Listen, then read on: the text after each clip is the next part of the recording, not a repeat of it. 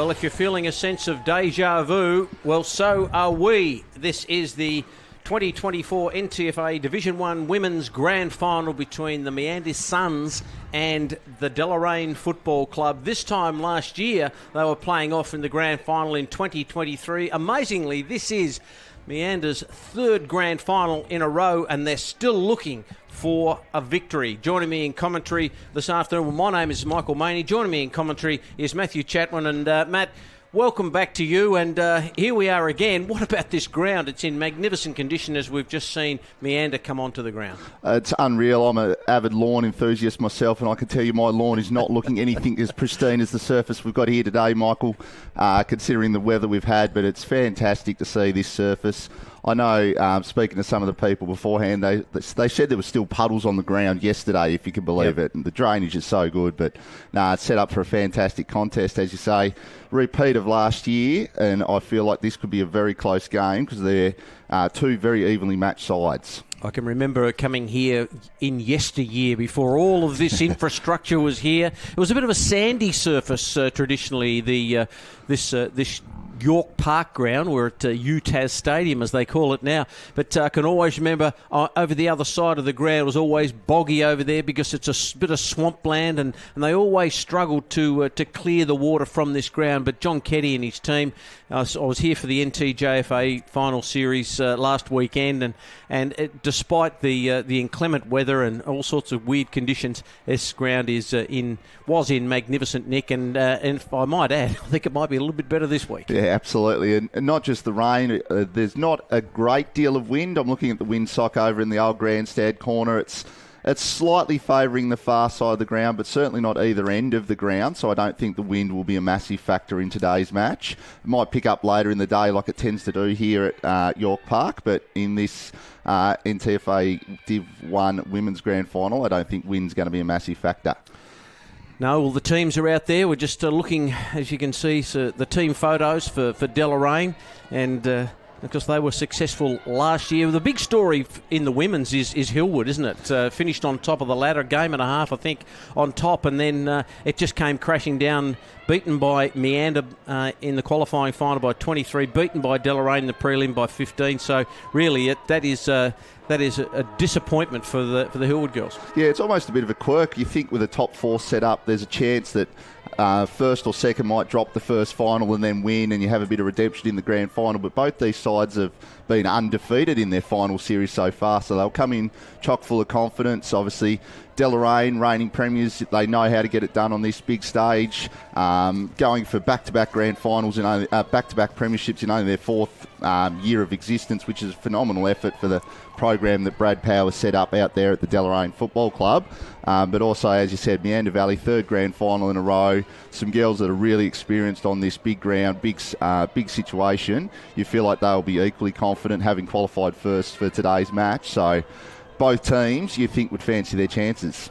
Yeah, no doubt about that. And of course, for Deloraine, Hannah Mitchell-Grimer, she is the player that can really rip a game apart, isn't she? She's booted 30 goals this season, I guess, playing through mid and forward, and she's an outstanding player. And they'll be looking for their goals from Phoebe Barnett, who's got 20 this year as well. And notched up her 100th game last week, I just read here before, which is a fantastic effort. The ladies don't play as many games each year, so to notch up 100 games, that's a long service across a couple of clubs, so that's a fantastic achievement for Phoebe. But yeah, she and Hannah will be the main focal points. Hannah obviously normally starts in the ruck and then drifts forward, so Meander Valley will really need to have a clear plan for her so that she doesn't sneak into dangerous positions unopposed. I can remember last year, and I think May even won the medal, was it Alex Whitehead, who played off half back, and the left footer I think she was, and she was outstanding. She got some early touches, and that just got her confidence up. The number 13 there for Deloraine, and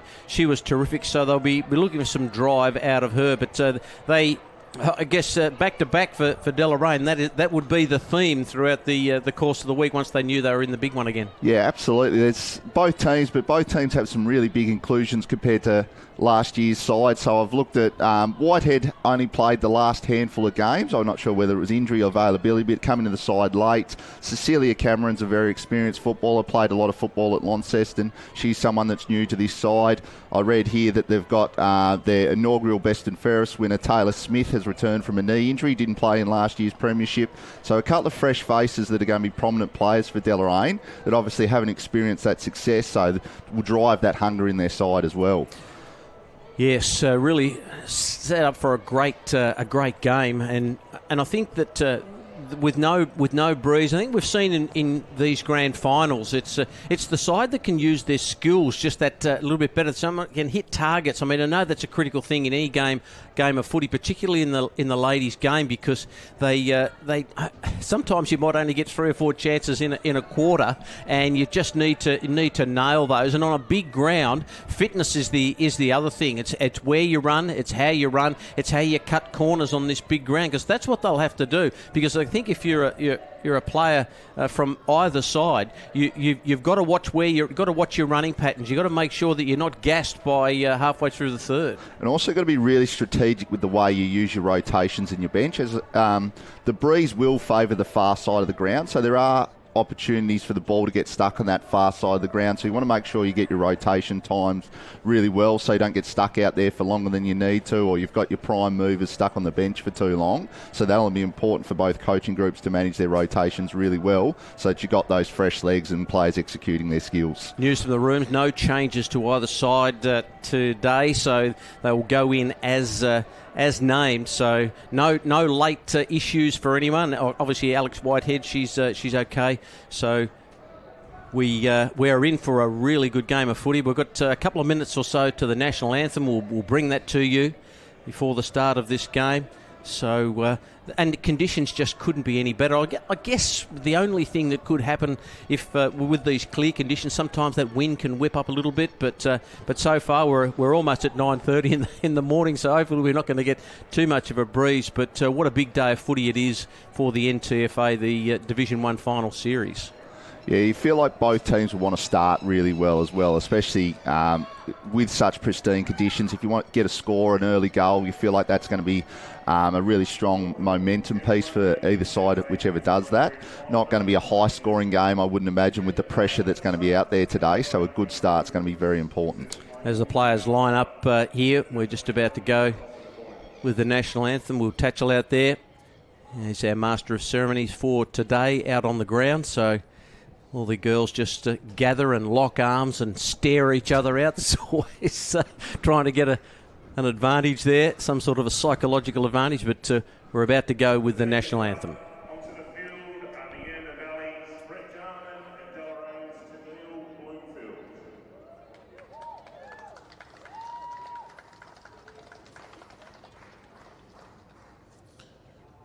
We'll now have the toss of the coin with the captains, please.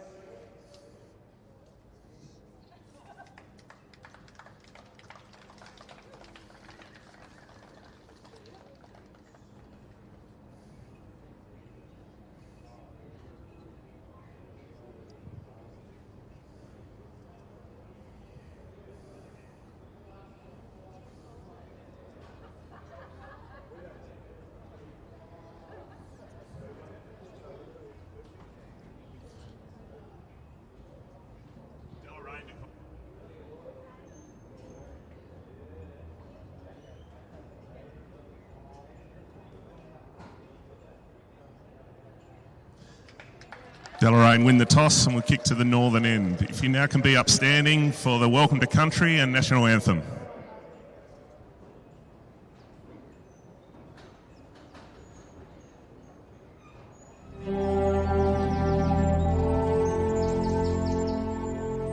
Ligina Lutruwita. For thousands of years, Aborigines have remained connected to country. Our old people harvested the land, our warriors hunted a landscape shaped by traditional fire, and our women gathered resources to provide for their family group. Back then, we walked the many tracks across the northern Midlands that led us to the head of the Cunnamulla Tamar River. Today, those tracks are lined by buildings, and the landscape, once adorned by trees and grassy plains, are fewer. Warranta Lumi. We are here. Our culture is alive.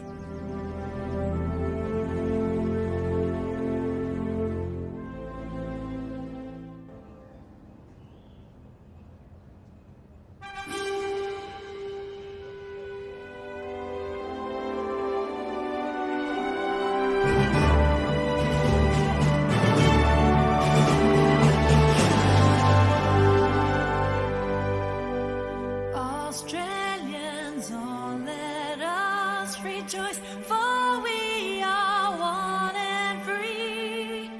With golden soil and wealth of toil, our home is girt by sea. Our land abounds in nature's gifts of beauty, rich and rare.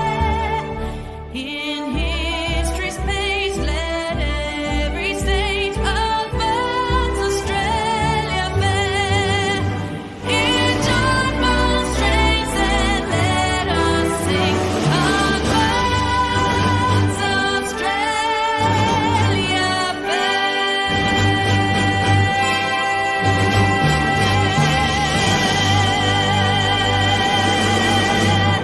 Just moments away from the 2024 Division 1 Women's Grand Final as the players are about to break here in a second or two. There they go. They've been released to continue their warm-up. Just a few minutes to go before we get this game underway.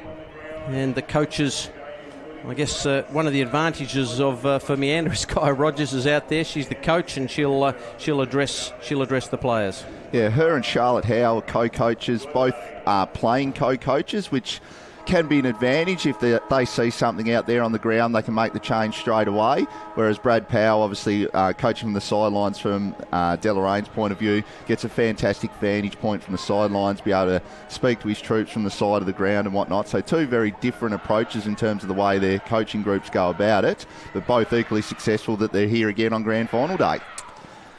Yes, tension building here at UTAS Stadium. Thanks to Round Table Studio, we are here. And what a magnificent day.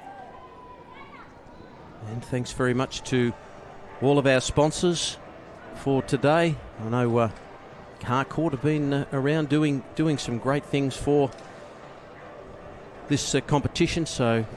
Also, a quick shout out to our umpires who have got the gig for today. It's obviously a big day for them as well. They train really hard throughout the year and whatnot. Good to see some young blood out there as well in the boundary umpires and the field umpire ranks. So it's good to see them getting supported and getting an opportunity on the big day. You imagine they're nervous, so they'd want to make a good call early on as well. No doubt about that. Well, the umpire has ball in hand in the middle, just waiting for the goal umpires to... put the sticks in their pocket and away they go. So the 2024 Division 1 Women's Grand Final, Michael Maney and Matthew Chatwin with you. Round Table Studio Productions. Thanks to all our sponsors that do such a magnificent job. And we're about to get it underway. Don't know what we're waiting for here. Things all seem to be in order. Just checking out they go with the old 666. 16 on field for the ladies, so they have 565. 565.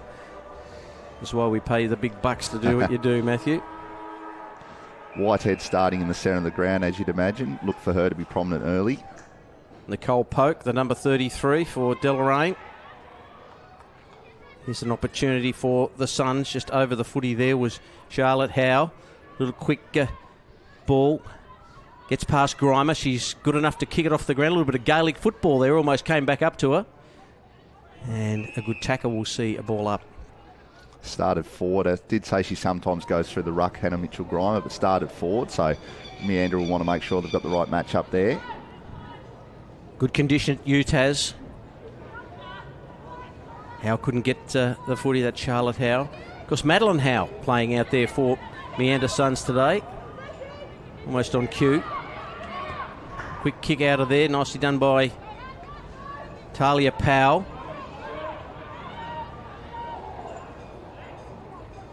Just sorting themselves out. Handball comes out. Whitehead. Just a nice little step. Bouncing ball. So the Meander Suns defence doing okay, but it's chopped off again by Lily James. So James, where does she go? Just off a standing start. Gets it high. Grimer was the target.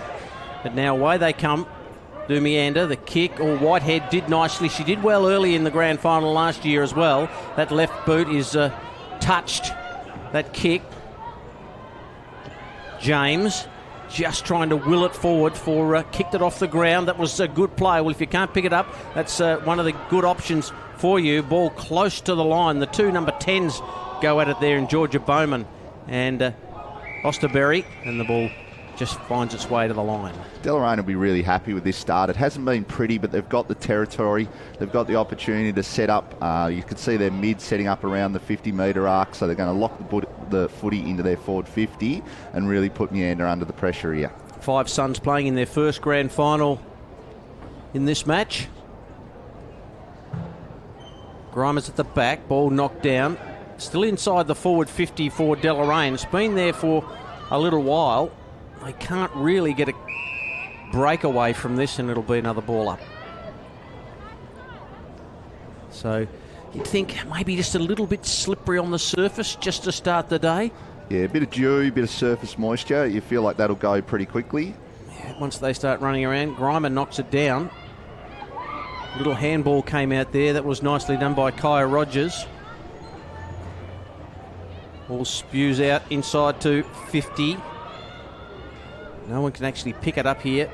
That was beautifully done. And getting a nice little handball away there was Georgia Bowman. In they go. No one can get the clearance out of there. Meander working extremely hard. Lee. That's Caitlin Lee. Gets it out wide. Looks for Chloe Perry. Now she's got a bit of time here, Chloe. And she gets the ball on Boots. A tumbling old ball, but Creswell in front. The kick might be taken by Howe. It didn't go the journey. Good handball away. Dakota DeHaan in there. Number 4 for Meander. Renee Walker tried to get it up now. Well done there by Pope, who just gets the kick into the centre of the ground. Good tackle. Just some good body work in there by the girls. They don't lack for anything, Matthew. They give it everything. They take no prisoners, the girls. No, you imagine both teams are pretty hungry. As we said, Meander Valley coming off in their third grand final appearance. They don't want to leave anything on the line. Howe knocks it down, and of course Madeline Howe's dad, Stephen Howe, the 1985 Heck Smith medalist, going back way back. So she's got a nice bit of footy culture there. A little bit of history. Inaugural best and fairest winner in the first year of the Ntfa women's competition as well, Maddie. So she's quite an experienced footballer now. Yeah, well, Stephen, one of the nicest people you'd meet. I'm sure he'd be at the ground today with his lovely partner, Tony. So, up it goes. Well, hits the deck. Pope, just a long way to get down there for Pope, but she did all right, but couldn't clear the footy. And so on the wing on the outer side. Leaders for both teams have been really important early. You've seen Caitlin Lee mopping up down defence as one of their co-captains, so good to see that those experienced players or their leaders are really standing up. Poke with the little handball. Whitehead just hovering over the footy. Took possession and then is tackled. What I'd like to see is just one-on-ones all around the ground, Michael. No defensive spare players or anything like that. Just letting talent play its way out. Yeah, well, that can happen in this raw game of women's footy. Howe will get a free kick here for being held on to. Now she can't quite get to the position to grab the ball. Poke on the mark, so here she is. A little kick inboard. No mark there taken by Lucy James. Whitehead over the footy again, dived on it. She needs to get it out of there. The umpire gave her the benefit of the doubt. And a text coming in from Simon Roots. It's a Roo Girl Day. Go Girls. Thanks for that, Simon. Little quick by Whitehead. Nicely done. Long kick, Meander go inside, attacking 50 pretty much for the first time, you would say, as Lehman. She'll do pretty well here, Lehman. She kicked it off the ground and it goes out of play. So last touch rule. Yeah, last touch between the arcs is the rule that the ladies play. So that one will be a Meander free kick. Kai Rogers got a hold of it. Here's an opportunity for Chloe Perry. She's just dispatched and a player down there just on the back play. And that's Cleo Creswell. She booted 12 goals this season and she's going to hobble away to the bench. Stinger in the hip pointer. They're never fun, those ones, I reckon. No, they're one short inside their forward 50 there. A little kick off the ground might work okay here for Deloraine. And, I thought Gina could have picked that up and kicked, but nothing happening. Meander desperate to get a score here. They've got it inside 50. The handball comes out. A little bit of dodging and weaving. Rogers lines it up, shoots at goal and pops it through. Fantastic finish there by Kia Rogers. I imagine being one of their co-coaches, she would have dreamt of setting the tone. It would have been an ideal situation for her to really start the day in the way to lead her team by example. So to kick the first goal, you can see here she gathers a little bit of foot candy, fantastic handball out of congestion, and that's a really clever finish on the outside of the boot. So that's a dream situation for her individually, but even more importantly for her team. Yes, they needed to get reward for effort there. Deloraine had it tucked away inside their forward 50 and couldn't get a score on the board, and then Meander were able to score through Rogers. So they seem the better side when they get the footy out into space, Meander. So Deloraine probably want to try and keep it in tight, whereas Meander want to get it out into the space because they look really dangerous when they do. Well, Howe's looking dangerous, speaking of, because she's started this game off beautifully. The kick out looking for DeHaan. So you just got to wait for it to sit, and tracking her in there was Taylor Smith. Smith now just gets the run of the footy, tackle, drop the footy, no whistle. I guess they'll be a little bit lenient. The ball a bit slippery out there. And once again, it's shallow, but Meander inside 50 again. Fantastic to hear the crowd getting involved as well. Obviously, these are the only sides representing their clubs in the final series, so both teams would have a good supporter base here today. Well, the Meander Suns, they come out and support. They did that last year, which was pretty vocal too. The lads. Yeah, it's fantastic to see the whole footy club getting behind their women's team. Well, this is traditional rivalry, isn't it? This is Deloraine v Meander. They're not too far away from each other, so. It's also the last time they'll probably play each other for a while with the changes to the Ntfa landscape. So you feel like they'd like to get bragging rights being close Meander Valley rivals. Yeah, Whitehead tackled, and I thought just let that ball drop out of her hands, and the umpire just kept the whistle away. So Meander with a goal from Rogers at the 7-minute mark, lead the contest by one straight kick. Poke knocks it down. Howe, little quick kick out of there. Defending to be done here by Deloraine. Nicely picked up, and a nice pirouette too by Cameron.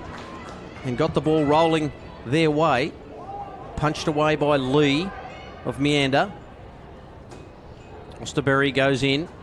Handball over the top. Grimer, just a little toe poke. Now she's got a bit of space here. She's decided to kick it off the ground because she might be the first one to get here. She's got a little bit closer. Then she has to deal with a desperate Jeevens. Tackled, and the tackling so far has been terrific. Phoebe Barnett, she was tackled. She's got the long sleeves on. There's another hip and shoulder. They might dishing it out, the girls. Little quick kick by Lucy James. No mark taken. Here's Barnett again. Across the body. High ball. Almost a mark taken there by Bowman. She couldn't take it. And then the little kick out has found Howe. Good first quarter for Madeline Howe. Fantastic decision by Jeevens to come off her opponent and interrupt Mitchell Grimer there. Those split-second decisions that are risky but paid off. Perry's kick loose, just got it inside Powell. In fact, it was Taylor. Another bit of grand defending. The kick's a little high and wide. A couple of interchange players are going to get right into the action there. One of them was Marley Brown. Getting the kick away. Thought it might have been touched there from Cameron. Bouncing ball, little handball comes back. Cameron's going to get it again. Went the handball to Whitehead. Why wouldn't you? She's a class act. Now Meander just throwing it on the boot through Charlotte Howe. And then a bit of off the ball work done. And there's going to be a free kick here to Deloraine. Certainly starting to see some tired legs in there. The rotations are starting to happen. We've got a few more players sucking behind the footy to try and cover their defence because they're running out of gas. So going to be important for teams to be really composed here as their body starts to tire and make good decisions with the footy. So the free going to Lucy James. Poke just stood under it, eyes only for the football. Meander's defence is working overtime. A little kick forward. It might bounce okay here for Meander if they can just run onto it. Just going to be a battle of who can get there first and hold their feet. Creswell went to ground. That might have been a throw. That could have been against Dornoff. Back in she goes again. Back to Whitehead. A little kick. Only a dribbler. Whitney just got sat on a posterior. And that kick's going to go out of bounds on the full. And the player who did that was Kath Parker. So Rogers, good looking kick into the middle, finds its target. And that's Sophie Townsend. She goes out wide. No mark. Montana Eastley didn't even go the mark there. Here's a chance for Deloraine on the rebound. Back to Whitehead. Whitehead's little short kick, and the runners are at it again. Sophie Townsend should get there first. What will she do? Duck back inboard. She does that. That's a bit of a chaos kick in the end. But away go Meander, and the kick not marked.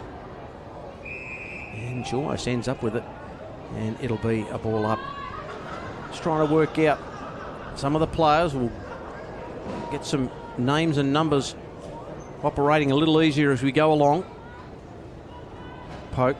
Just allowed by Howe to take that. Should be a free kick for in the back or trip. Take your pick. What do you think so far, Matthew? 13 minutes gone, first term. Deloraine seemed to have got a bit more composure and around the outside of the contest. They were probably winning the hard ball. They were getting the territory, a lot of those kicks off the ground, but now they seem to get their running game going. Powell's high kick, marked by Grimer. Mitchell Grimer has got it. A couple of kicks from goal, which she's allowed to play on. Does so, goes long, hoping for a mark. Over the back it goes. Barnett, she's in position A. Can she get boot to ball? She's tackled. Crowd want ball. Umpire says no. I'll ball it up. That's another fantastic effort by Givons on the last line of defence. That's 2 goals she's potentially saved here in the last couple of minutes. Grimer can't get it. Little kick away is okay. Howe just running on top of the ground here at the moment. Got a kick away just on the toe poke, so she's a little slow. Here's Whitehead. Whitehead can drift forward and kick goals. We know that. She goes in short. The kick, just missed the target. In they go. Handball just straight to the opposition player, and that was Talia Powell, who kicks it high. And that ball just going to trickle through for a behind. So a 5-point lead here to Meander. Just have a look and see who got their boot. There's that tackle, Matthew, which was... goal-saving tackle, that. Yeah. Because Barnett's obviously just kicked that point there and was very quick at getting ball to boot there. So if she gave it half a second more, you feel like that would have been a goal. So fantastic tackle. So Meander to come out of defence. Long kick. Whitehead, hands and knees stuff. Who can pick it up? Little handball comes out. No one really can get a clean possession there as time ticks away. We're into this grand final in the first term. 15 minutes gone. Grimer just got her positioning beautifully there with a double-handed down. And another stoppage. See plenty of those in the women's game. You will, and you feel like late in the quarter here, Meander Valley probably unlikely to score, so they just want to shut it down to make sure they don't concede a late goal. Here's Whitehead. Poke. Standing start. Barnett to the back. And the mark taken by, I think it's Rogers down there, who's gone back behind the ball for a minute or two as we close out this first term. Kick is good. So Meander will come out of defence. Little handball away to Rogers. Rogers gets it back to Caitlin Lee, who was the player who took the mark, and now a mark taken by Pope. She'll want to get on with it. Awkward kicking style, but reasonably effective. Got it out wide. Rogers, and there's the tackle. And that ends the first quarter of the 2024 Div 1 Women's Grand Final. Meander Valley got the first goal at the 7-minute mark through Rogers and held Deloraine to just the one behind. So Meander Valley 1 straight 6, Deloraine 1 behind. Matthew Chapman. Fantastic quarter of footy that. You can see Meander Valley, they really shut the quarter down there late. Rogers, who's been playing predominantly on ball, went behind the footy as a spare and made some really smart decisions. I think their leaders have been fantastic. They've obviously got co-captains in Caitlin Lee, who's done some fantastic things down back, and Emma Groves, but also their on-field leaders in terms of their coaches, Charlotte Howe, Kia Rogers, who are doing some fantastic stuff. But yeah, really good start. Quarter time here at UTAS Stadium. Meander Valley 1 straight 6. Deloraine 1 behind. We'll be back with the second quarter. You're listening to Ntfa Grand Final Footy.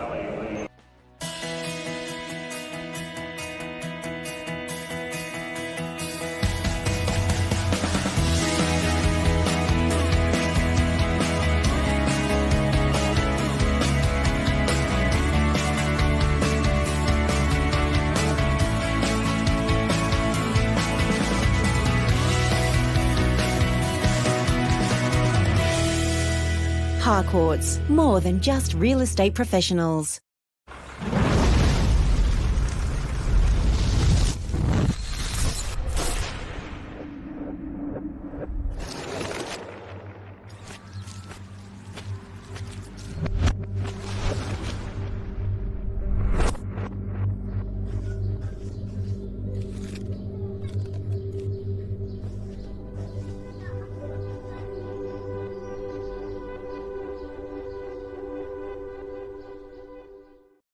It's a state of mind.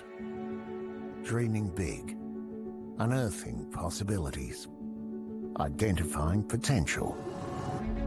We Tasmanians thrive on this. It's what makes us different. It's what drives us to succeed. Together, we can embrace the future. MCMF and us. A state of opportunity. Imagine the possibility of selling beyond expectations. We're here to make that a reality. Harcourts, we make it possible.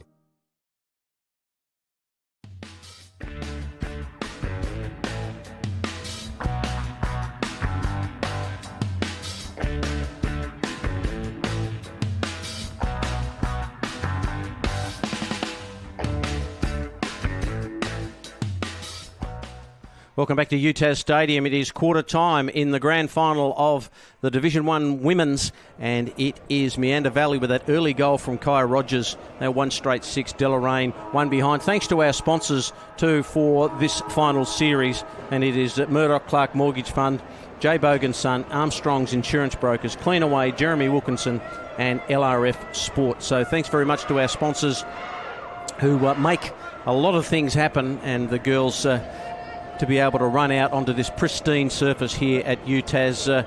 Matthew, an early goal to Kia Rogers. She drifted forward. Then she decided to flick herself down behind the ball and had a couple of possessions down there to thwart any Deloraine chance of kicking a goal, because they hadn't just got the one behind.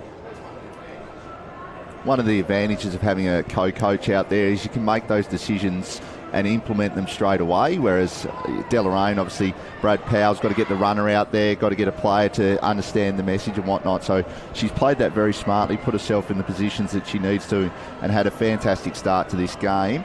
Equally so, I imagine she'd be nervous about the start that Alex Whitehead has had. She's been prolific early, won last year's Best On Ground medal, so you wonder if Meander Valley are thinking about putting some time and effort into her. Maybe the old-fashioned tag might be on the cards, because she's been probably the leading possession winner so far, and certainly having some influence on this contest. Yes, here we go. Back in the centre. Ready to go for the second quarter of the Div 1 Women's Grand Final in the Ntfa. Ball held aloft.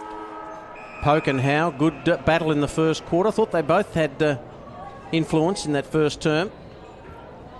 All just jars out of there. Chance now for Deloraine through Taylor Smith. Got the kick away.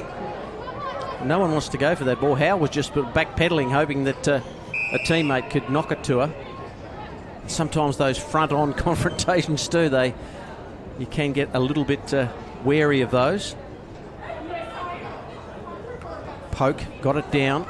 Whitehead's always the target, the number 13 with the shorter hair for Deloraine, and she can't get out of there. She's been right in amongst it, hasn't she, Whitehead? Yeah, they haven't allowed her too much time and space, though. It's a lot of quick kicks, so I suppose they are nullifying her influence in a way that way. Tisha Johnston tried to get the kick away, but nothing doing. And another ball up. Sunshine at Utah Stadium. Michael Maney and Matthew Chatwin with you. Ball into the centre. Cameron, a little step there, got around. Finally got the boot away. Chilcott was there. Now Mitchell Grimer had the ball wrenched from her grasp, and then the ball hits the deck. And it'll be another stoppage. There'll be plenty of those this afternoon. But goes Whitehead. Little quick kick out of there. Nicely done by Charlotte Howe. So Deloraine are going to go into attack here. They've got a shallow inside 50. Osterberry just tracking the football, then lost it. Big tackle was on Megan Jones there. She couldn't get out of there. Billy James says, gee, I put one round the ear, and she'll win a free kick. She's made a really good start, Lily James. Yeah. Holds her space very well as a winger, which is a key role in modern footy. Then she got to Cameron, and Cameron with a big up and under, and Barnett can't quite get there. So we might get a throw in here, around 25 metres around from the Meander goal. What about those Mighty Hawks last night, Matthew Chatwin? They are unstoppable at the moment, basically, is how I would describe them. They don't look like anyone's going to come near them the way they're playing. That's the challenge. How do you work in the Mighty Hawks into the Div 1 Women's Grand Final? But I guess you just decide to. Another stoppage here. So Meander defending grimly, got the first and only goal through Rogers. Mitchell Grimer, she's dangerous down there, just throws herself on the footy, and along with Sophie Townsend. Townsend puts the hand up and says, I'm going for the ruck, and then got it down too. And Megan Jones says that's going nowhere. Meander Valley doing a fantastic job to make sure they have extra numbers at this stoppage so that an easy goal's not kicked by Deloraine. It's not for pretty footy, but very effective from a coaching perspective. Cameron did nicely. Little quick kick inside 50. Good defending. That was beautifully done by Johnston. Got it out wide. Now here's Rogers. Well, Rogers with a nice little step back inboard and then caught. Whitehead got it. Cold. The idea was right, but Whitehead was thinking one step ahead. And that's probably the drawback of having so many numbers helping out defensively. She had no one to kick to ahead of the footy. Barnett was at the back of that in the long sleeves, but couldn't quite get there, and the ball hits the turf. Here's that tackle from Whitehead. Yeah, you could tell Rogers wanted to go quickly, wanted to use the big open space, but it's extra numbers behind the footy, had nothing ahead of her. You could see that indecision and a fantastic run-down tackle. Wonderful pictures and replays from Roundtable Studios. Up it goes. Mitchell Grimer just corralling. She's really a full-on competitor. Johnston got it out nicely to Charlotte Howe. And it's been marked out there. So they'll go back inside towards centre half forward, almost inside 50, but that was beautifully done by Caitlin Lee, who got the kick away. Whitney just overran it. Handball out to Whitehead. She'll try and do something productive with that kick. Got it out into a bit of space. Charlotte Howe is going to be the first to arrive there. Cameron for Deloraine, just corralling her. Little hand pass back, almost Madeline Howe. Charlotte Howe. And almost taking it was Georgia Bowman. Now, through hands, they get it into the centre of the ground, and this might be okay. It's been taken by Creswell. So Creswell's right in the centre of Utah, and she's got a runner, and that's DeHaan. So DeHaan takes the mark, but she's got nothing ahead of her. Just Deloraine have set up beautifully behind the ball here, and then she runs into Poke, and Poke says, you ain't going anywhere. Very brave taking on Poke. She's quite an intimidating figure out there, so fantastic tackle. Bit of Velcro there, just clamped on. Here's a chance for Mitchell Grimer. Couldn't get the run of the footy, but she might get a second go at it now. Didn't go off the ground this time. Good defending in the end there. That was by Bowen. And And now the free kick is going to Brown and Bowen. So that was nicely done. Reimer was looking dangerous there. So the kick out wide. No mark taken. That was beautifully paddled by Emma Groves. She's lost control of it, then went back. The tackle on James. Here she keeps going to Groves. Ball not out of bounds yet. Nicely done here to Chilcott. Chilcott just jammed it on the boot. It just got through everybody in the end. Charlotte Howe somehow got it away to Lee. Caitlin Lee's kick is dangerous. And dangerous for Meander because it's been taken by Cameron. It's one of the quirks within the women's rules with the last touch rules. You probably feel in different rules they might just take that out, take the boundary throw in, set up at the stoppage, but the rules force them to keep the ball inside play, and it makes it really exciting. Here's Cameron. Well, she just runs off the line and gets a little bit of extra on it, and then the big torpedo was a boomer. And they get it behind, and here's this tackle, Matthew. Well, we're about to see it. Just beat us to it a little bit quick. So the kick, nicely done by Sophie Townsend, found Madeline Howe, and her up and under kick is going to be marked by Whitehead. Whitehead goes in short, little drop punt. It's okay. It's been marked by Saltmarsh. She goes inside 50. Up they fly. Charlotte Howe did nicely. See, she's been all right, Charlotte Howe. She's got some important touches. This is dangerous, though. She's going to go straight up the middle. Cameron almost took the mark. Had a bit of a juggling act. Just lose track of it. Groves ducks back in. Thrown off the kick. I thought she might have just got a slight bit of the end of a boot on that, but Cameron is an intimidating figure. And she'll go inside 50. She's got a bit of height on this ball, but not taking her eyes off the ball. There was Talia Powell. She couldn't take the mark.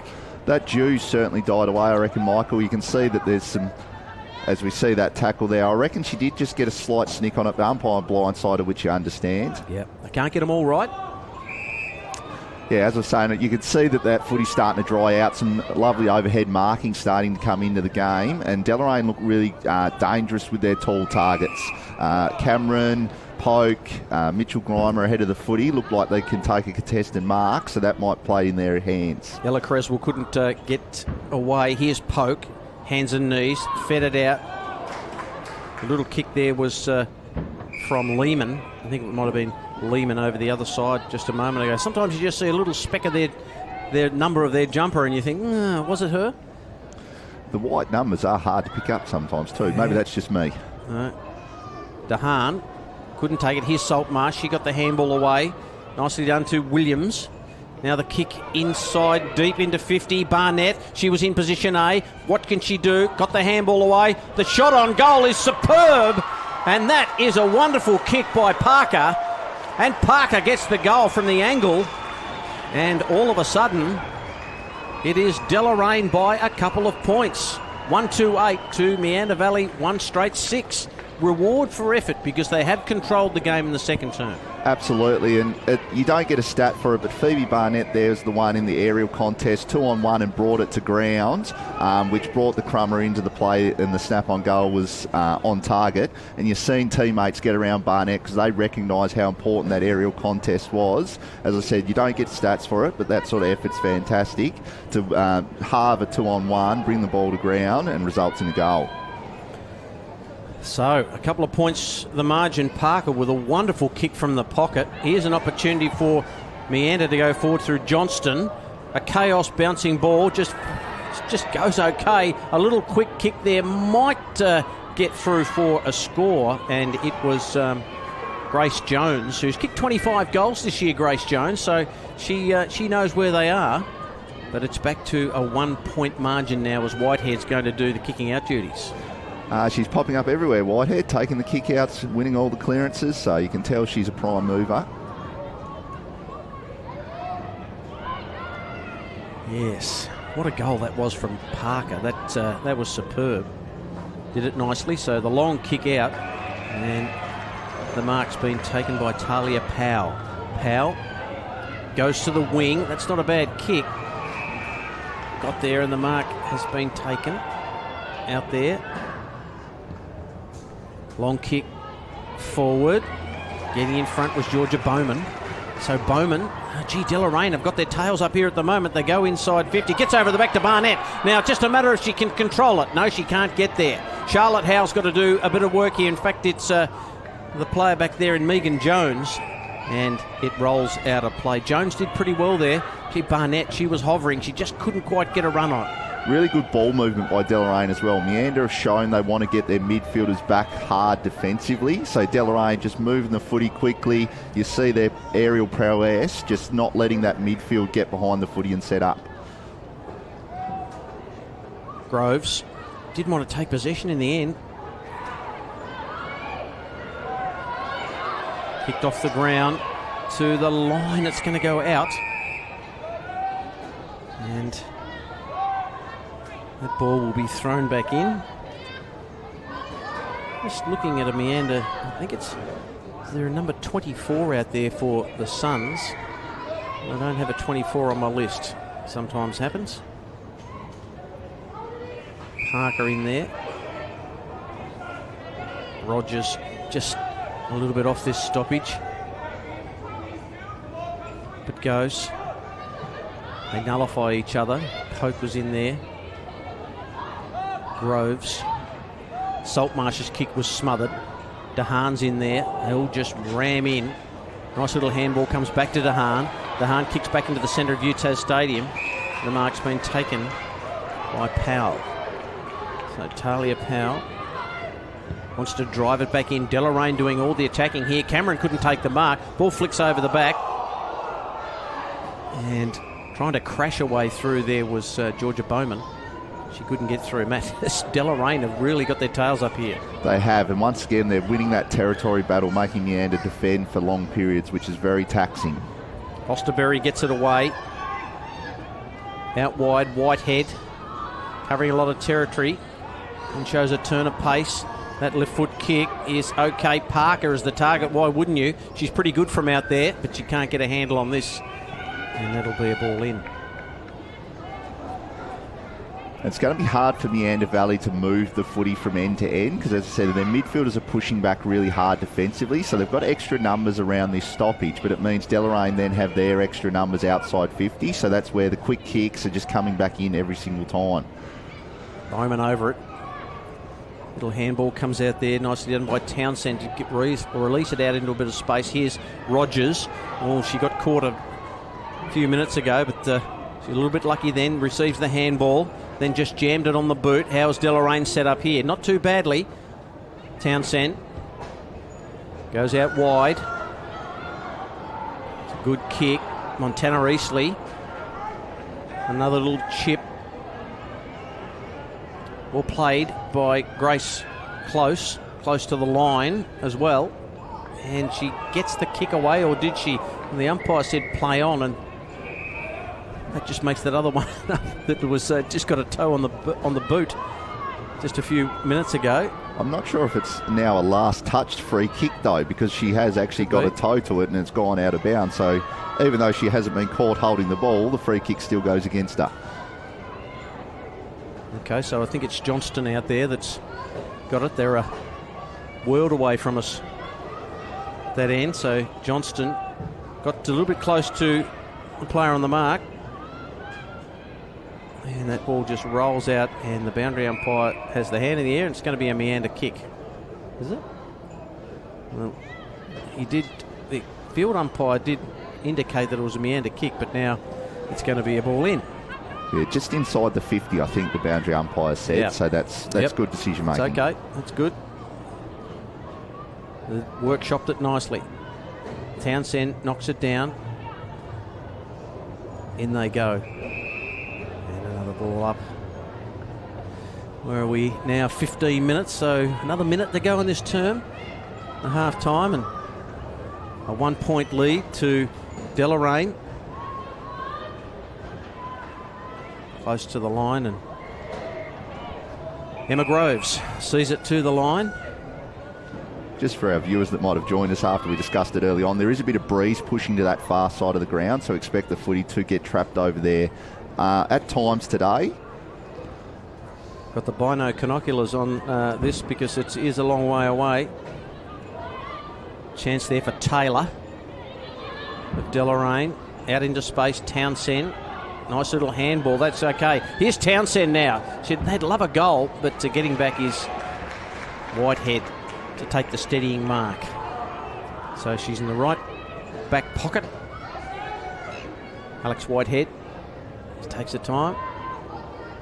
It's a little worm burner down the line.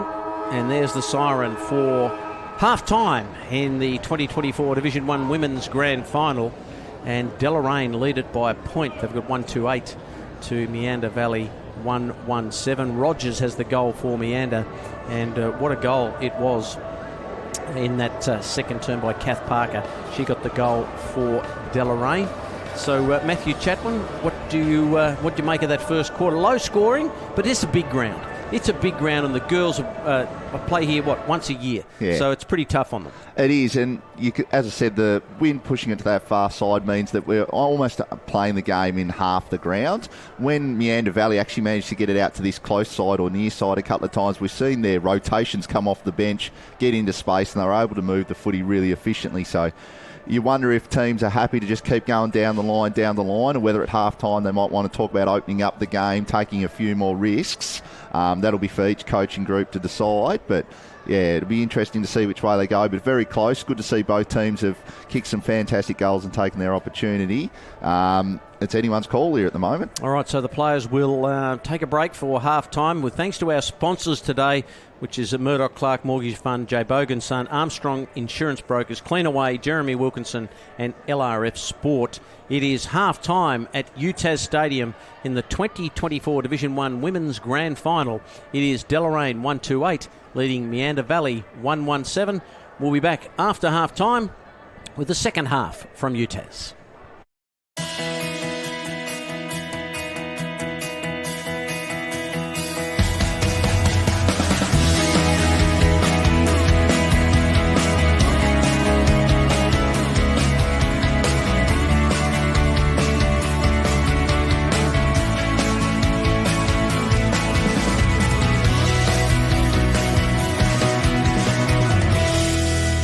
Harcourts, more than just real estate professionals.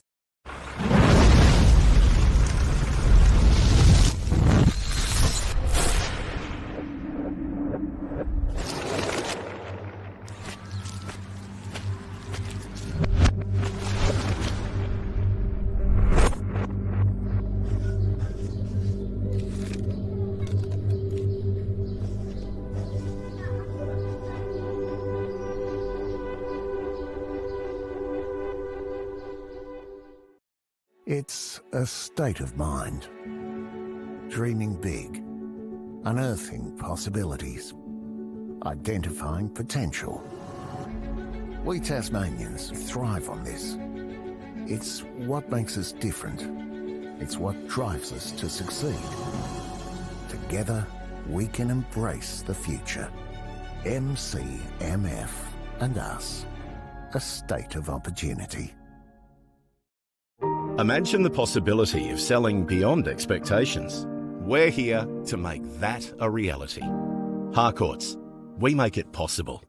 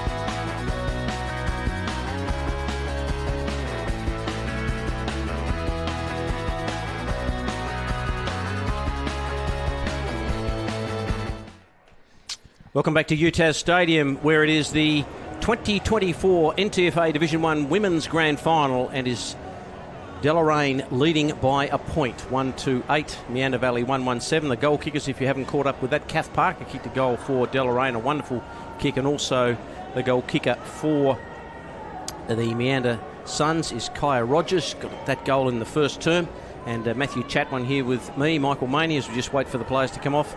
It's too early to call, Matthew. I think it's so tight, low scoring, and I guess whatever team can get on a roll in this second half. Yeah, and it's interesting from a coaching perspective. Do you make lots of changes because it's 1 point the difference? You don't feel like you need to change everything up, but you want to get that advantage. So do you make small changes?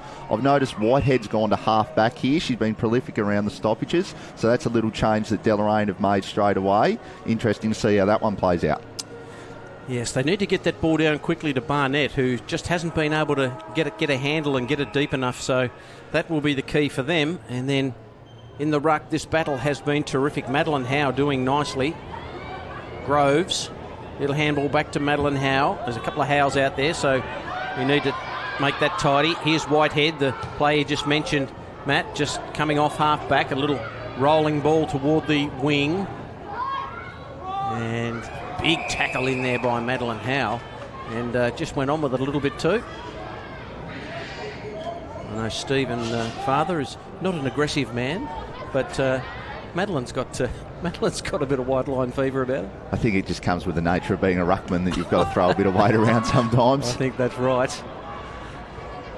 Nicely done, and spinning out of there was Georgia Bowman.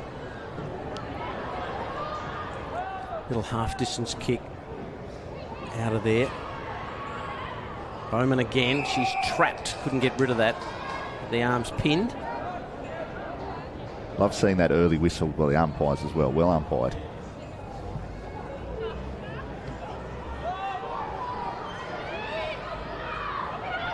Powell trying to kick off the ground there. Yes, just trying to get it. Here's Whitehead. Just threw it on the boot. Gee, she racks up getting the footy. Of defending there by Bowen. Crowd calling ball, high kick. All done defensively there by Townsend, and now they spread it out wide.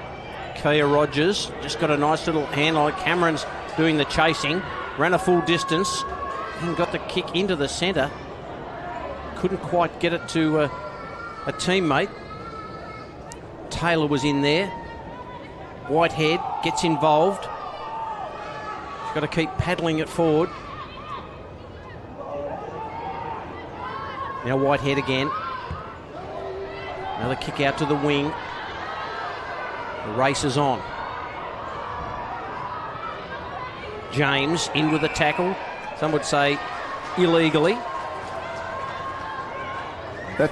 That last 30 seconds is a real tale of the day. When it gets out into space, you feel like Meander Valley have had the advantage. Their slingshot off the half-back line, almost the orange tsunami of a different shade of orange, whereas in tight, Deloraine do seem to have the advantage. So whichever team could get the game on their terms. Howe got it to Howe, and then it ends up with Rogers, who sells a bit of candy, goes inside 50, the handball over the top, the high kick might just float through. It could be a goal. It is.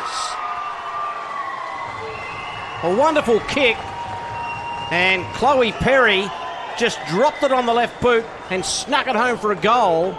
And Meander get their second, their 2-1-13. They get the lead back. Deloraine 1-2-8, and Perry, that was a bit of dead-eye dick stuff from there. Almost on cue. So Meander Valley win the footy on the wing. They take a risk and change the lane. So they go into the centre of the ground, which is always fraught with danger when you do it. But that allowed Rogers to get the footy in space, take a couple of bounces. Such a dangerous player, draws opposition to her. Able to give the handball out there to the player in Perry, who had time and space to finish, and finish lovely on the left foot. How good was Rogers in that exchange? She was magnificent. So Perry gets her first goal of the grand final.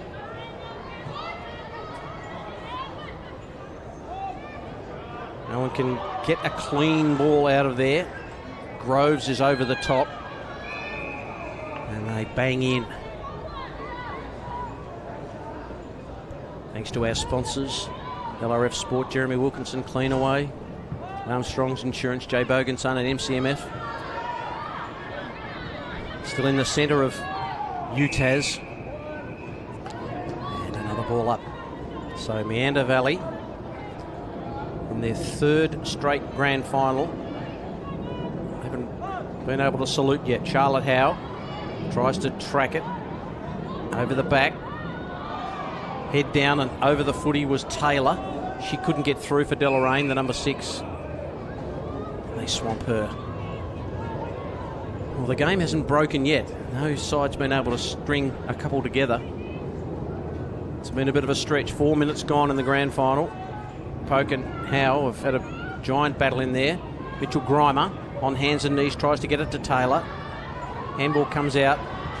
Howe. It's a long kick up forward. Creswell's in position A. Whitehead, smart play. Just got out of there, and then a little kick. Probably didn't go the 15. She'll get it back here. Has James flanking her. Whitehead out wide.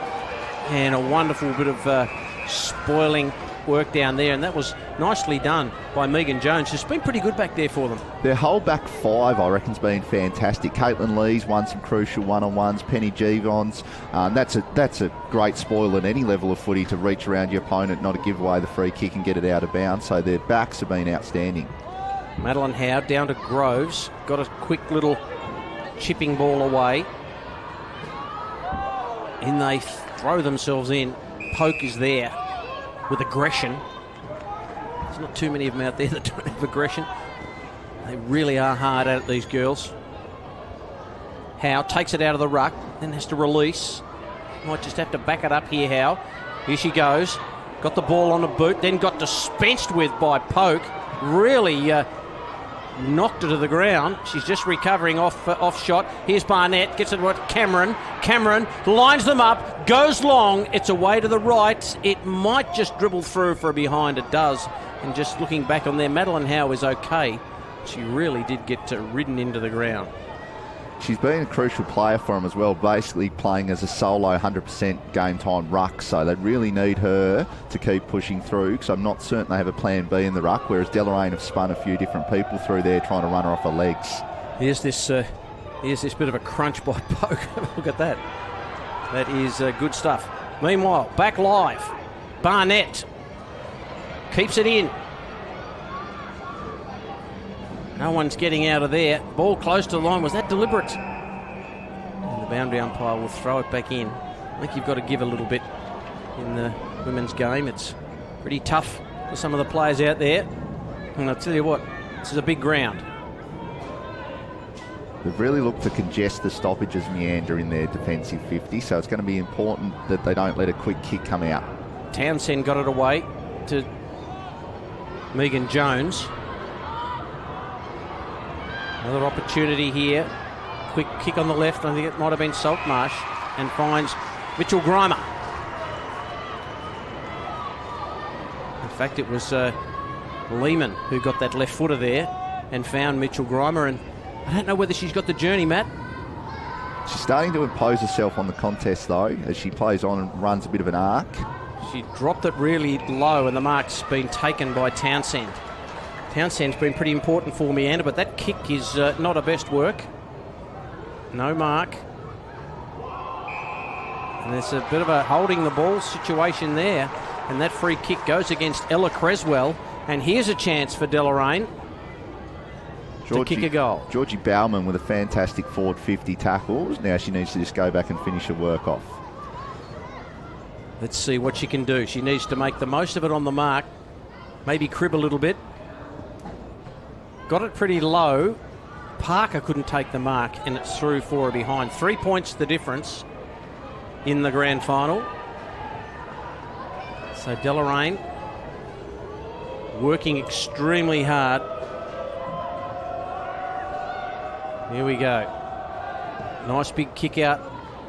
Poke couldn't take the mark. They all overrun it. Mitchell Grimer is tracking the footy. Goes in with the body. Free kick against Grimer here for a little bit of untidy work. That's going to the number 2 in Caitlin Lee. She wouldn't have had heaps of stats, but everything she's done's been crucial today, Caitlin Lee. One of their co-captains, really standing up and showing her teammates the way. Letitia Johnston to the wing. Madeline Howe just give Whitehead a bit of a shove there, but the umpire says, no, well, I'm happy with that. So Madeline Howe floats it up. Deloraine having to defend here. Meander trying to push forward. Opportunity there for Powell. And the kick is chopped off by Townsend, who goes out wide. That's some runners. Kaya Rogers is one of them. We know how clever she is. She just waits for it to sit. Can she get around? She does. Lee over the top, a little fumble. She's got Rogers there, an assistant still. Rogers trying to direct and saying, well, hang on, I want to umpire and I want to play as well. And she gets what she needs is a free kick to Lee. What's up forward, Matt? Deloraine do have a couple of spares sitting in the hole, so Cecilia Cameron and another one of their mids in behind, so they're going to have to pick their way through, which is where that short kick to a 50-50, bit of a coach killer that one sometimes, is the option they've chosen at stoppage cause from it. 10 gone, third quarter. Very close grand final, taking it out of the ruck, unopposed is Poke, just threw it on the boot, knocked away by Lee to the line. And it just rolls out of play for a boundary throw in. 3 points the difference. Meander lead the contest. They led by 5 at quarter time. Deloraine by 1 at half time. And with a goal from Perry in this term, Meander leading by 3 points. Anyone's game in the grand final. Townsend in front, good body work. She may get a free kick, does she? Yes.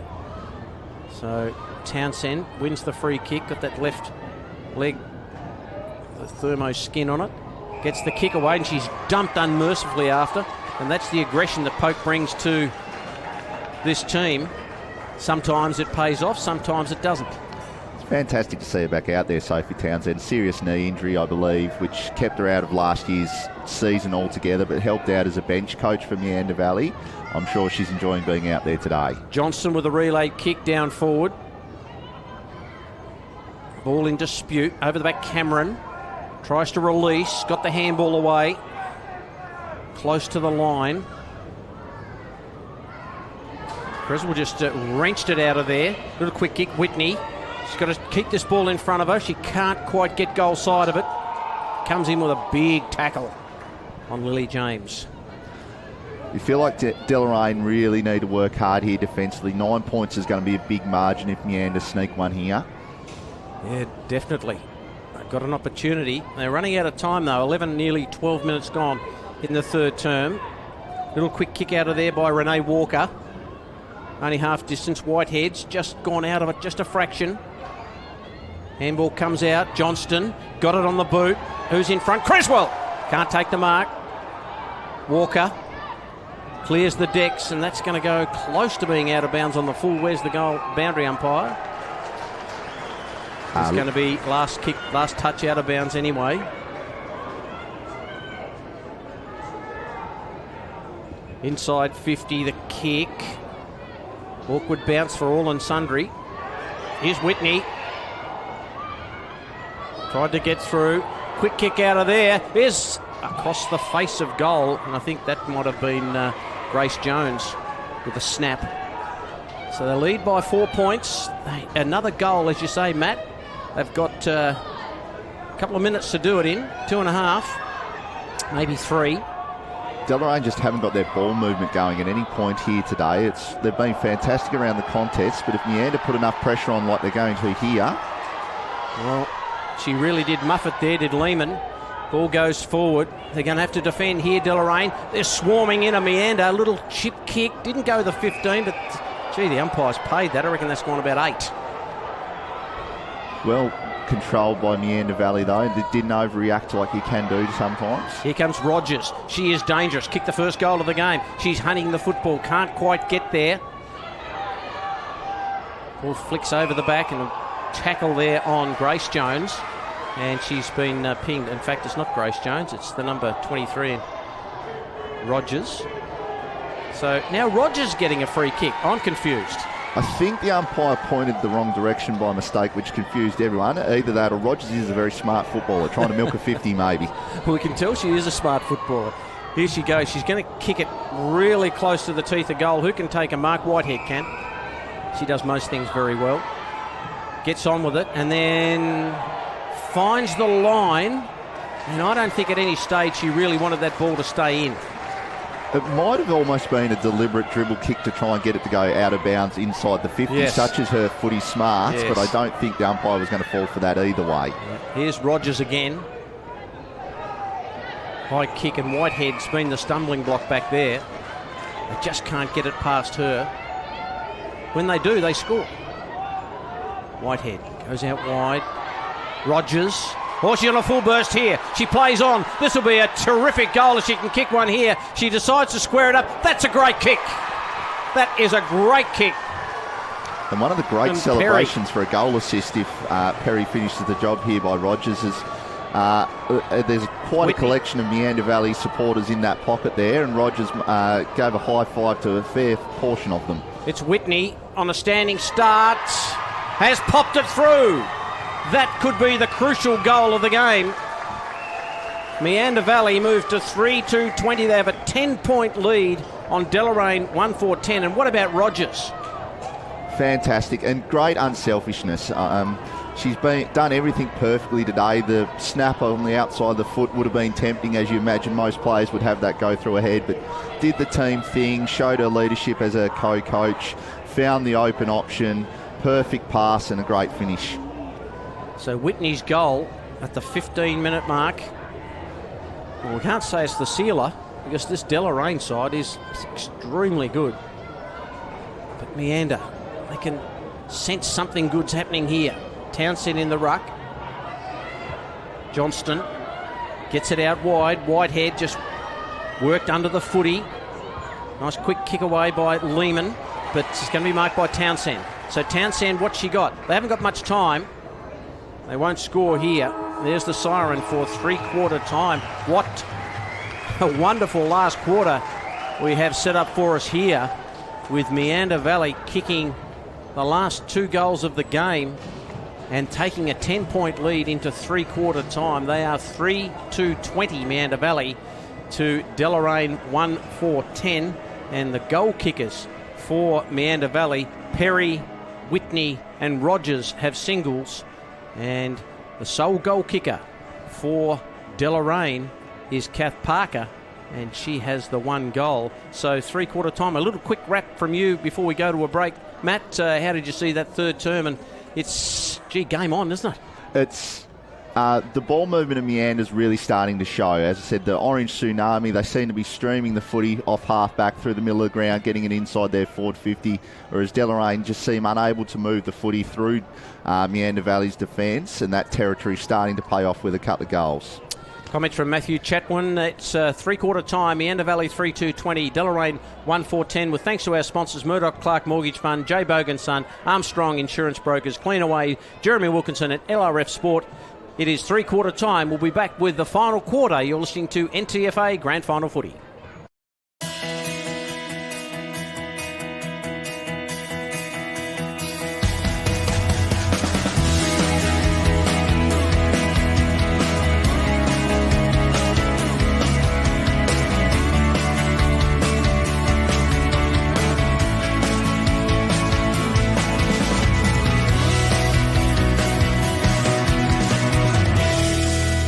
Harcourts, more than just real estate professionals.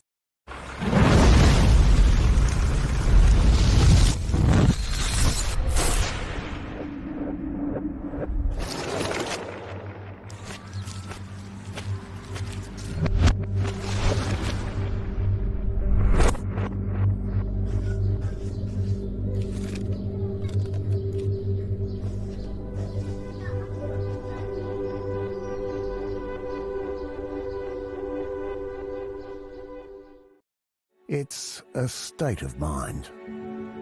Dreaming big, unearthing possibilities, identifying potential. We Tasmanians thrive on this. It's what makes us different. It's what drives us to succeed. Together, we can embrace the future. MCMF and us. A state of opportunity. Imagine the possibility of selling beyond expectations. We're here to make that a reality. Harcourts, we make it possible.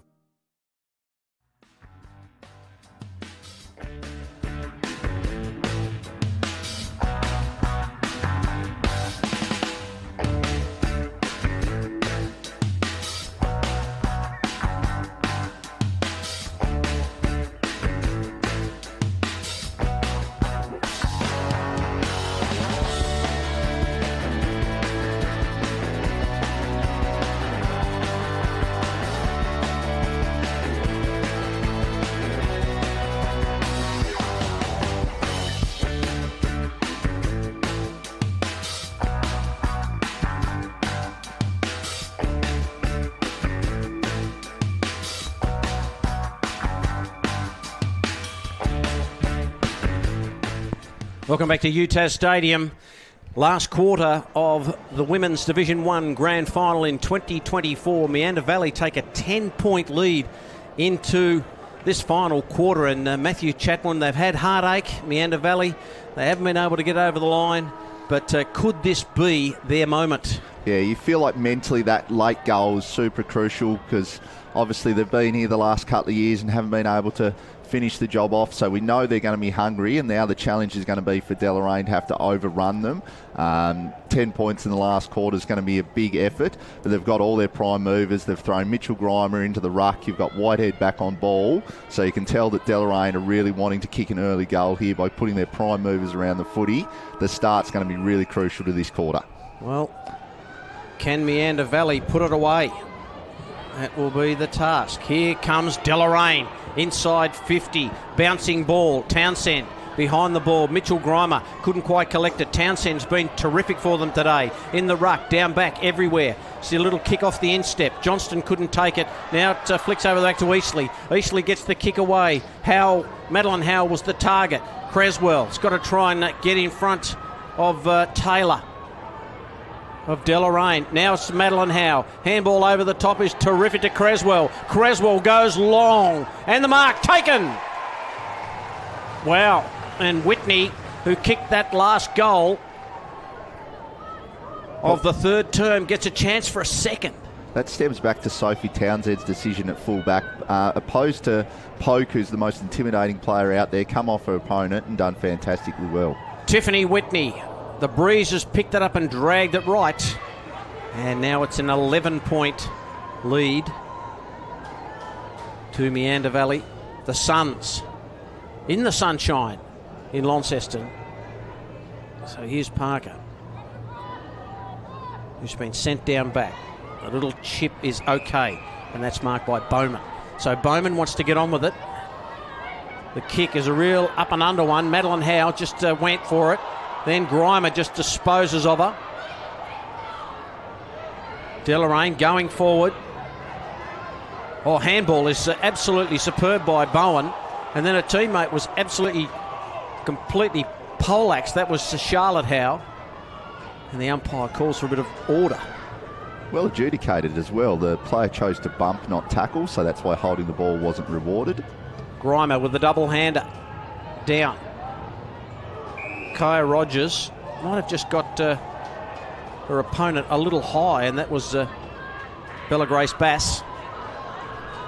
Oh no, it's Rogers with the free kick. Rogers got hit high. Rogers' kick just fades away, but it gets over the back to Johnston. Nicely done by Smith. It's Taylor Smith. Now it bounces back. Perry couldn't take the mark. And a ball up.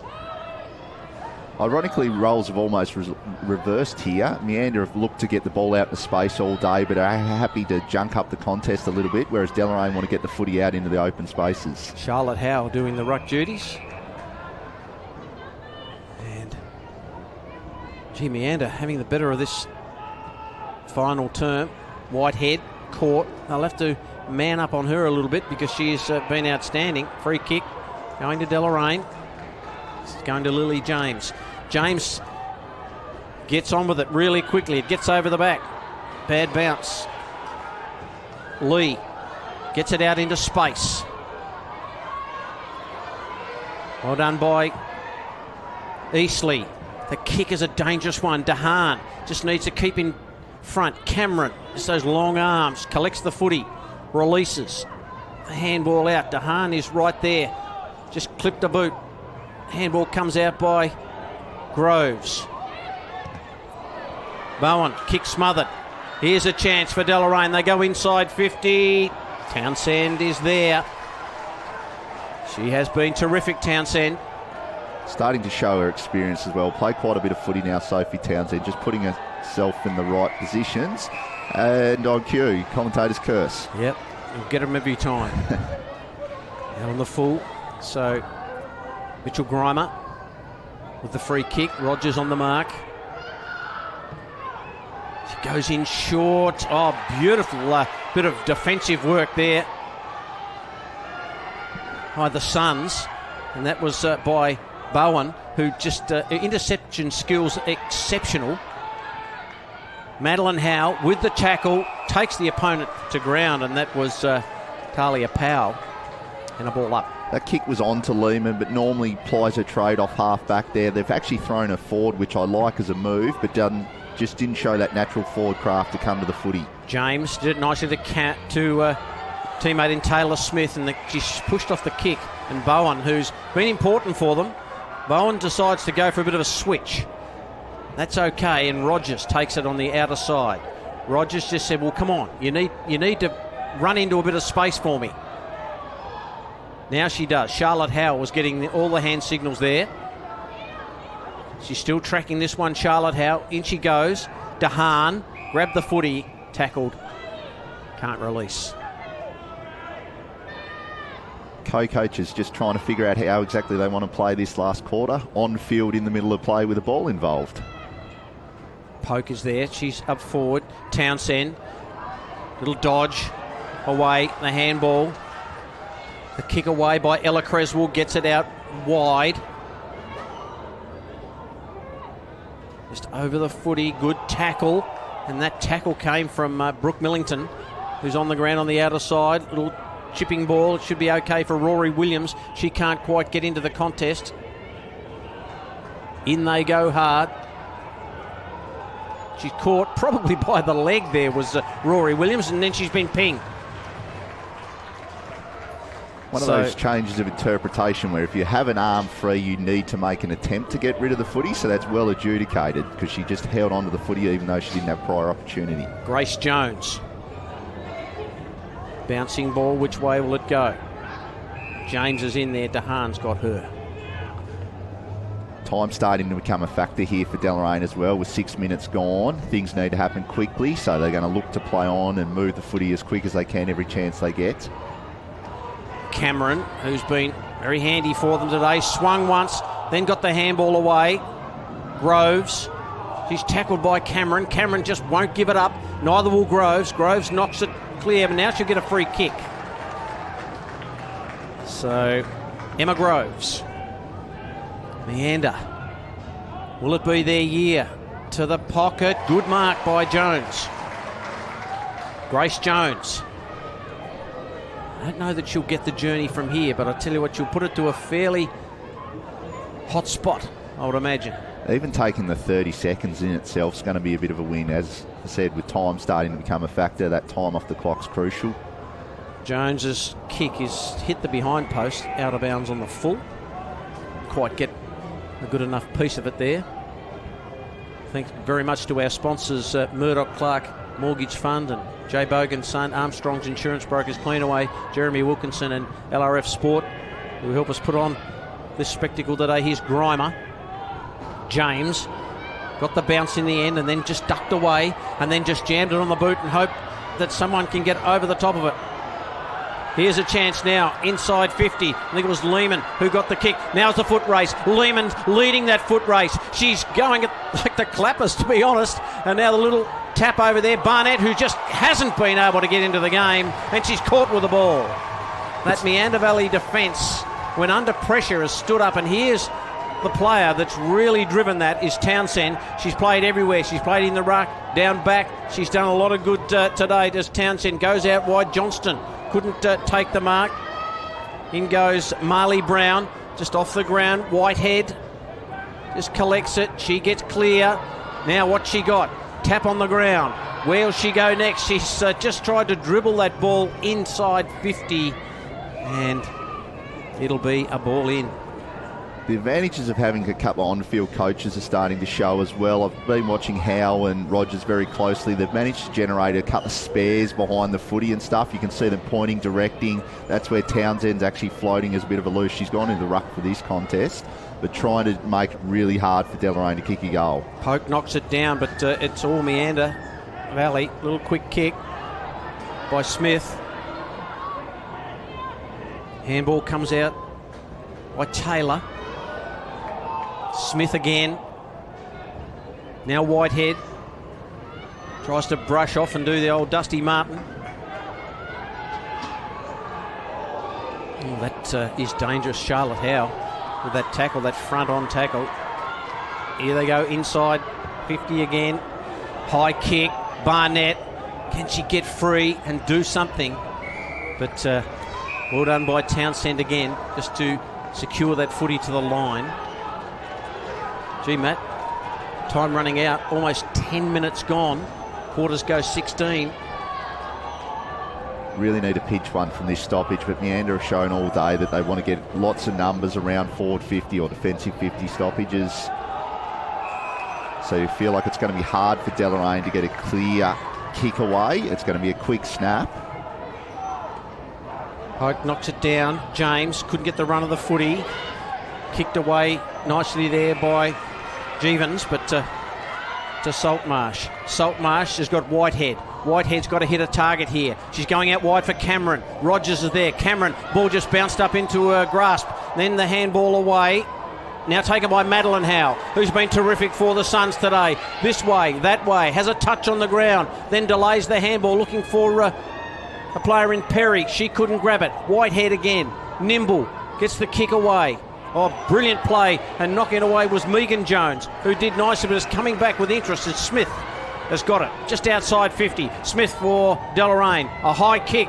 Who can take a mark at the back? Charlotte Howe dropped what she should have taken. Grimer's there, tackled, threw the footy away. Brilliant tackling, advantage is paid. Rogers goes on with play into the centre of the ground and finds a teammate out there. And that is Charlotte Howe. No, in fact, it was Ella Creswell. And now the mark is taken by another Creswell in Cleo Creswell. Really smart play. They, as I've said, they're getting some spares behind the footy, so there was actually no one in front of Creswell there, so she stopped, allowed them to set up the field, and now they've got options out everywhere. Ella Creswell took the mark. She'll get it back again here now. So Ella Creswell with a high, up and under. Who can take the mark at the back? It has been taken back there by Georgia Bowman. Kick smothered, got too close to the player on the mark. A little handball comes out again. It looked like a throw, nothing doing. Deloraine under enormous pressure at the moment. Lee just sits over the footy. In goes Madeline Howe, copped one for a corner. It's a scrap in the centre of the ground. Cameron reefed the ground. And we've got about 4 minutes to go in the term. And it is an 11-point lead to Meander Valley. So Deloraine will need to kick a couple of quick goals. They need to kick 2 goals, and they've only kicked 1 for the entire game. The odds stacked against them. Little handball comes out. Caitlin Lee can't grab it. Johnston, she's been handy for them today. She just threw it on the boot. It goes out wide. Who's going to be first there? Smith for Deloraine. In they go. Rogers there. Whitehead, who just knocks up getting the footy, just stopped, propped, and then just kicked it high. Caitlin Lee getting back, took the mark. Important mark. She says, I'm not finished with yet. She goes on. The kick, but Whitehead. You've just got to kick it away from Whitehead if you can. They're set up really well, though. Sophie Townsend's on the last line of defence completely on her own. Mitchell Grime has been down in the middle of the ground as well, so they're 1 short here at the moment. So Johnston in that exchange. Just did nicely. Barnett. Grace, in fact, Megan Jones goes in hard. All close to the line. Cameron taken to the line. That's nicely done by Jeevens. Deloraine just need to roll the dice here now. They've got a Whitehead sitting off the back of the contest in a fantastic position, but she needs to roll forward, man up the spare behind the footy, try and get some forward options ahead of the footy, because defence is not going to get the job done here. They need to find a way to generate goals. Here it goes. Pope over the top. All just bashed out of there by Meander. It's going to come back with interest though. Quick little kick inside 50, but getting back is Rogers, who's looks like she's got the 3-minute call again. Kai Rogers, she's gone back. Her and Howe have just been swapping as a spare defender or rolling back to try and generate Townsend as the spare. Just those co-coaches, experienced heads out there, knowing how to handle the big situation.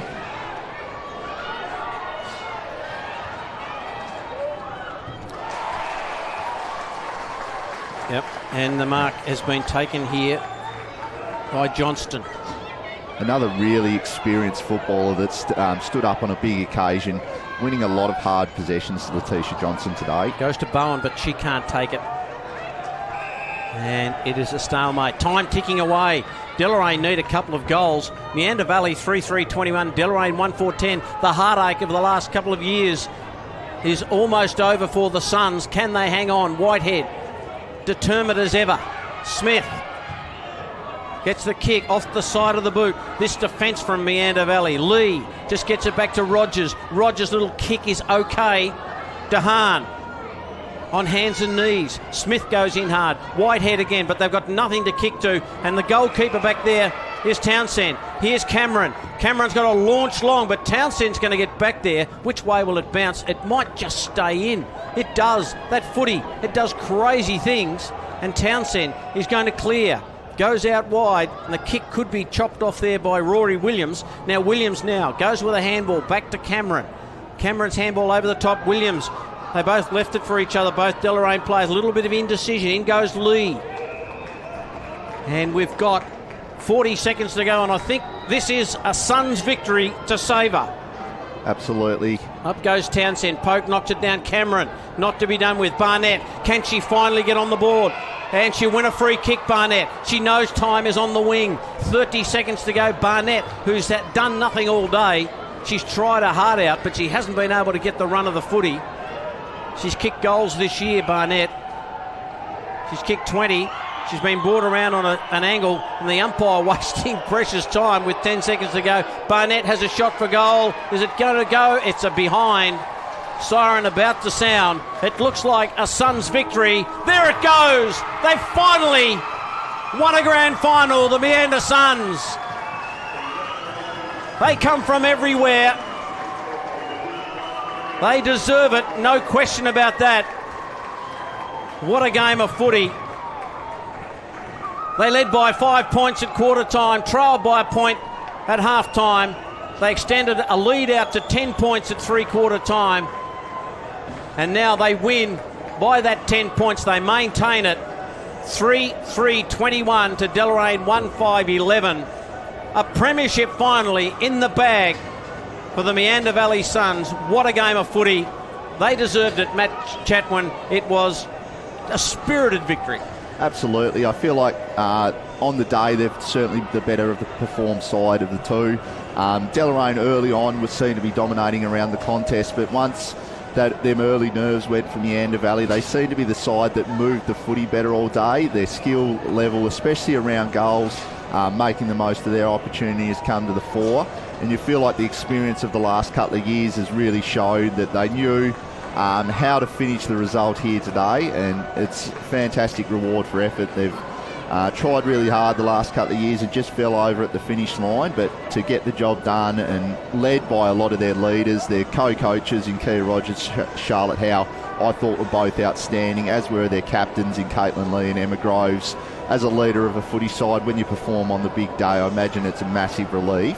So absolute credit to them and their whole team. To have been good enough to make it 3 times in a row, to not be able to get the chocolates, and then finally, just for just for a vibe around the football club, just to say, well, okay, we know our program's good, but it hasn't stood up in grand finals. Now it has. Yeah, absolutely. And with the changes to the Ntfa landscape that are on the horizon as well, they might become a trivia question out at the Westbury Pub. Who was the last Ntfa Division 1 Women's Premiership side, depending on what happens here forth with the competition. But as going into the new reform competition, you still the premiers that might attract some players that might change with a lot of player movement and whatnot. So it might set their organisation up for a couple of years as well. So very important win and very well deserved. Gee, some good players for Meander, like Madeline Howe. She was outstanding.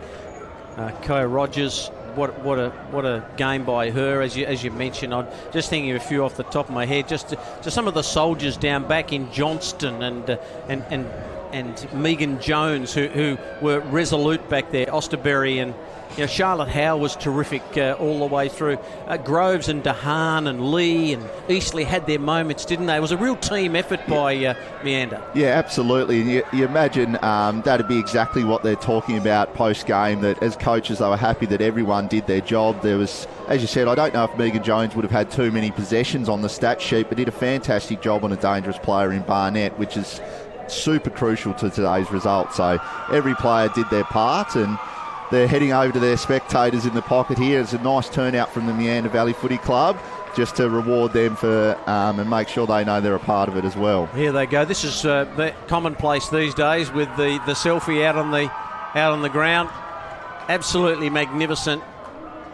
And the supporters, they've been there through thick and thin. The Meander Valley men's team do get in numbers and support the girls, which is outstanding. Goal kickers for the Meander Suns before the presentations take place out in the centre.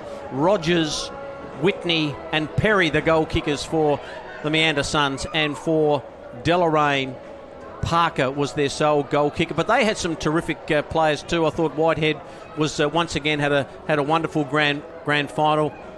And when you looked, Smith tried extremely hard. Georgia Bowman, Lucy James, and they all had their moments. I thought the big Nicole Polk, she was terrific too. Kath Barker kicked that wonderful goal. Cameron, I thought she was very, very good. And so what a win to the Meander Valley Suns. They thoroughly deserve this grand final victory. A premiership in the bag, silverware to the Meander Valley Suns, and we're just about to go down to the presentations. Matt, your thoughts on, where do we go from here? As you said, a big revamp in Ntfa footy, particularly for the women's. A lot of controversy around all of that, but Deloraine are obviously stepping up into the revamped Premier League next year, so you feel like they still have a lot to be proud of. 4 years in, their women's program is in, and obviously last year's premiers in this competition, grand final this year, so they're obviously doing a lot right in a very small amount of time. So you imagine they're going to attract some players to their footy club based on the program that they've set up in that Premier League competition. So although today hasn't gone their way, obviously there's a lot of good things going on out there at Deloraine in terms of the women's footy space, and they should be applauded for that, because 4 years in to have played in back-to-back grand finals is a fantastic effort. All right, we're almost ready for the presentations. The 2024 Division 1 Women's Grand Final has been won by the Meander Valley Suns. They booted 3-3-21 to beat Deloraine 1-5-11. And at this wonderful ground, isn't it just a privilege for every single player to run out on this turf and play a grand final? I've been here, I remember calling the game last year. Here we go, let's go down to Will. Fantastic grand final. I'd like a representative of the umpires to receive their medals from the grand final today, please. To be presented by Sarah Courtney.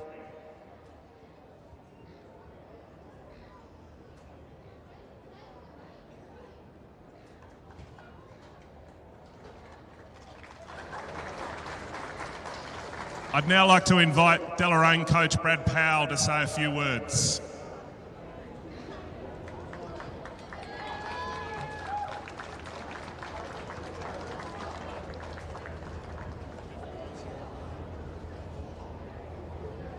Thank you. Just beyond half of Deloraine Footy Club, we'd just like to congratulate Meander. very much brought the pressure today and didn't allow us to play our brand of footy. And congratulations and well deserved on your grand final. So enjoy it. To our girls, it's been a tough few weeks for us, and we've been resilient enough to get into another grand final. Hard to bloody win, and this one will hurt a bit, but hopefully to build the club going further forward in the future. So thanks again. Well done, Brad. Well done to Deloraine Football Club on a fantastic season. I'd now like to invite Sarah Courtney to present the Best on Ground medal that goes to the Meander Valley Football Club, number 23, Kia Rogers.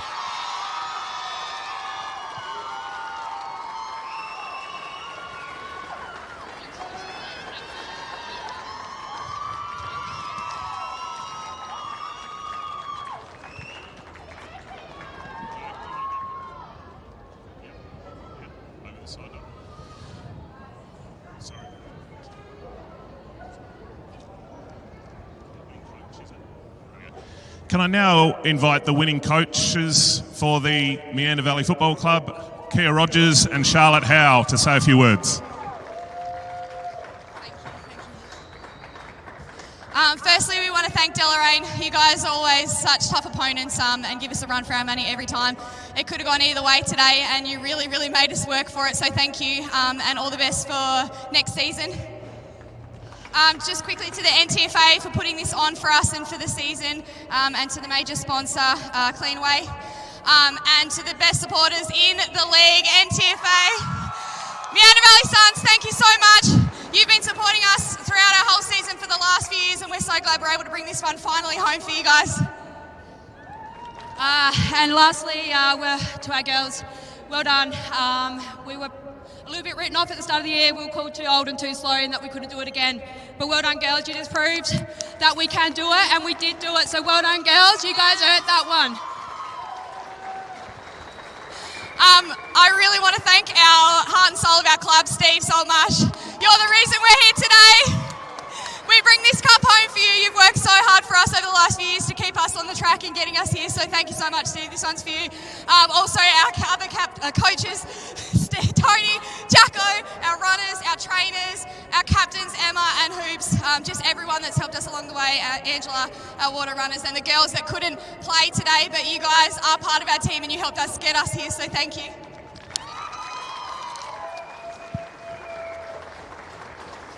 It's now time to present the Premiership medals to the winning players. Number 1, Montana Eastley.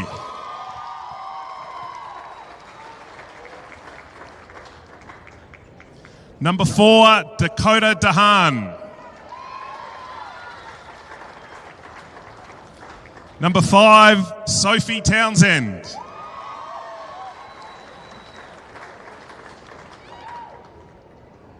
Number 6, Charlotte Howe.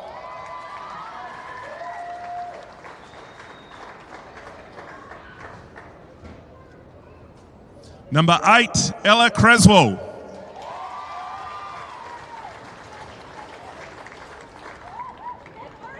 Number 10, Desiree Osterberry.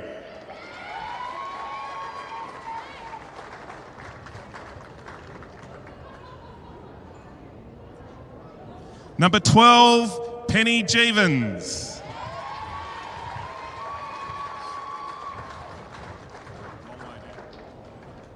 Number 13, Cleo Creswell.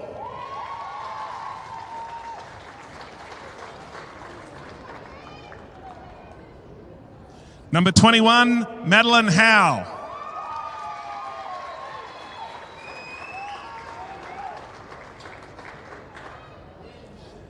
Number 22, Brianna Bowen.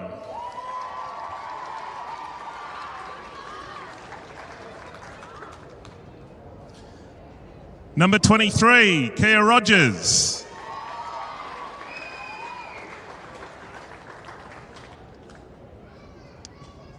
Number 26, Grace Jones.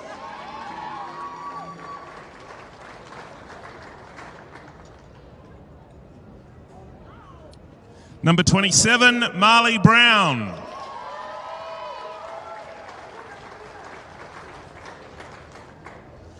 Number 29, Tiffany Whitney.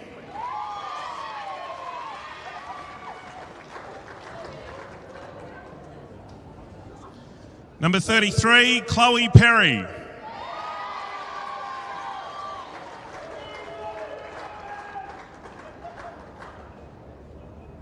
Number 34, Letitia Johnston.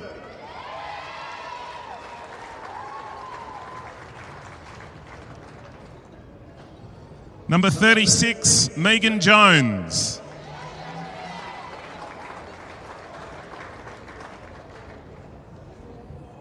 Number 38, Brooke Millington.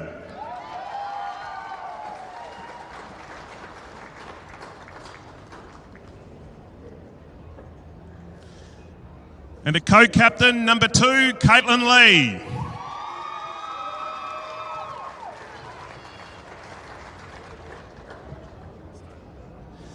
And the other co-captain, number 3, Emma Groves.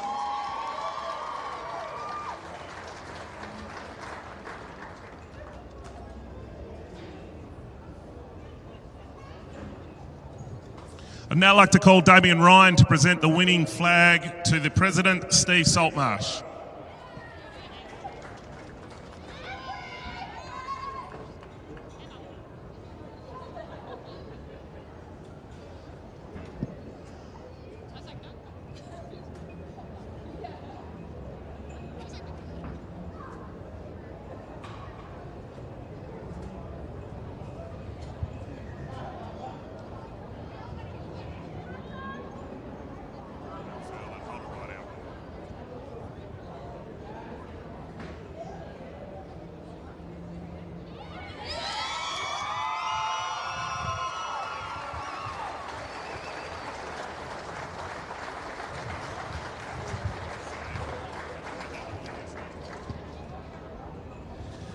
Now I'd like to call Meander Valley legend Brett Jarman to present the Premiership Cup to the winning captains.